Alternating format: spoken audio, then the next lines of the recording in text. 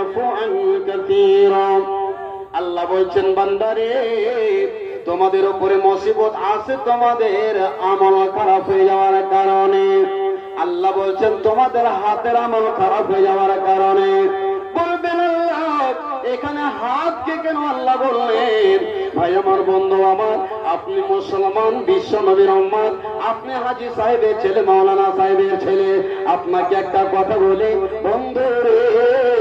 আজ মুসলমান তুমি মদের আড্ডায় মুসলমান তুমি লটারির আড্ডায় মুসলমান তুমি জুয়ার আড্ডায় মুসলমান তুমি আজকে তাসের আড্ডায় মুসলমান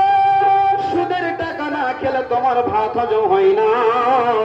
বিশ্ব নবীজি বলছেন উম্মতরে সুদ খাওয়া এত বড় পাপ এত বড় পাপ এত বড় পাপ যে সবচাইতে নিম্ন যেটা সবচাইতে ছোট গুনাহ যখন একটা মানুষ একটা ছেলে জওয়ান হয় যৌবনে পদার্পণ করে তখন তার দাদিকে দাদুকে চাচাতো ভাইকে এলাকার মানুষকে বলে আমার আব্বাকে বল যেন আমার বিয়ে দিয়ে দেয় তখন বন্ধুরে ওই ছেলের গার্জেনকে এসে বলে বাপজি আপনার বেটার বিয়ে দিয়ে দেন যুগ জামানা খারাপ বলে কি বলে না তখনই বিয়ে দিয়ে দেয় আর বিয়ে দেওয়ার পরে একটা রাত আছে যে রাতটার নাম হলো শবে জোফাতের রাত ফুল সজ্জা রাত বাসর রাত বিশ্ব নবীজি বললে হে সুদ খানে ওয়ালারা শোনো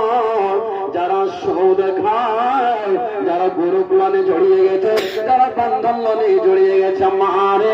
আজ তোমাকে তোমার স্বামী একটা খাতা নিয়ে একটা পুরুষের সামনে বেধর্মী হিন্দুর সামনে